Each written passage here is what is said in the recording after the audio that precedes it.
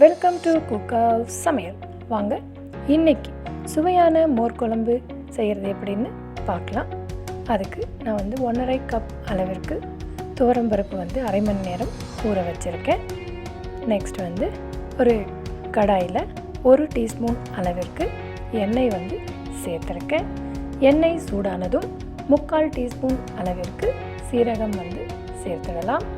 சீரகம் பொரிஞ்சு வந்த உடனே 3 பச்சை மிளகாய், 1/2 இன்ச் அளவிற்கு இஞ்சி, அதையும் இதில் சேர்த்துருக்கேன். சேர்த்துட்டு ஒரு நிமிஷம் போல் நம்ம வறுத்துக்கலாம். 1/4 கப் அளவிற்கு துருவிய தேங்காய் அல்லது நான் கட் பண்ணி எடுத்திருக்கேன், அதை எடுத்துக்கலாம். எடுத்துட்டு இதையும் ஃப்ரை பண்ணிக்கலாம். இது ரொம்ப சூட்டில் ஃப்ரை பண்ண தேவையில்லை.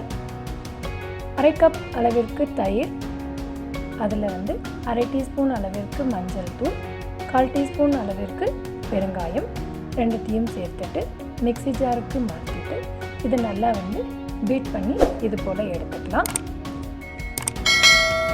நம்ம ஆல்ரெடி வறுத்து எடுத்து வச்சுருந்தது ஆறிருக்கு. இதை ஒரு மிக்சர் ஜாருக்கு மாற்றிட்டு கொரப்பாக அரைச்சி எடுத்துகிட்டு வந்துடலாம். பாருங்கள், இது போல் நம்ம ஆல்ரெடி ஊற வச்சுருந்த துவரம்பருப்பு இதையும் இதில் சேர்த்துட்டு மீண்டும் இதை கொரப்பாகவே அரைச்சிக்கலாம். ரொம்ப ஃபைன் பேஸ்ட்டாக அரைக்க வேண்டாம். மீண்டும் கடாயில் 4 டீஸ்பூன் அளவிற்கு எண்ணெய் சேர்த்துடலாம்.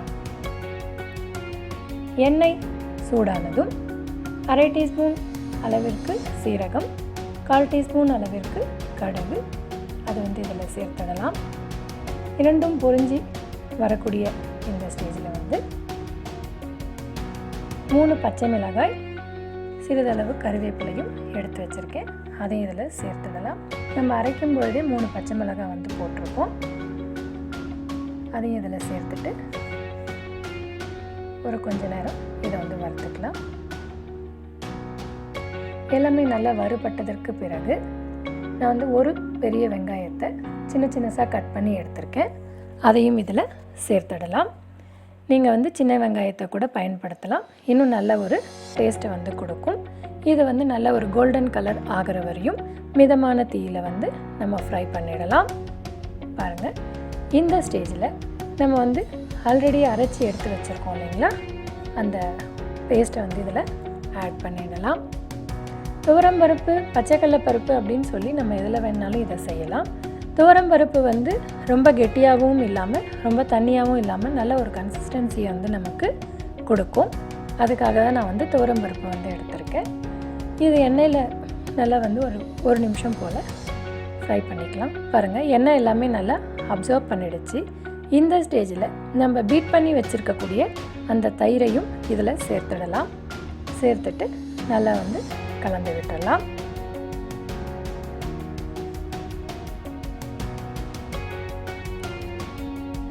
துவரம்பருப்பில் பார்த்திங்கன்னா நிறைய ப்ரோட்டீன் இருக்குது. இதனால் டைப் 2 டயபெட்டிக் வராமல் நம்ம தடுத்துக்கலாம். அதே போல் பிளட் சுகர் கம்மியாக இருக்கிறதுக்கும் கொலஸ்ட்ராலோட லெவலை கம்மியாக வச்சுக்கிறதுக்கும் இது ரொம்ப பயன்படுது. அதுவும் LDL அப்படின்னு சொல்லக்கூடிய பேட் கொலஸ்ட்ரால் கண்ட்ரோலில் வச்சுக்கும். நிறைய ஃபைபர் இருக்குது. 3/4 டீஸ்பூன் அளவிற்கு உப்பு சேர்த்துட்டு இதை 2 நிமிஷம் போல் நம்ம கொதிக்க விட்டுடலாம். இது ரொம்ப கொதிக்க தேவையில்லை.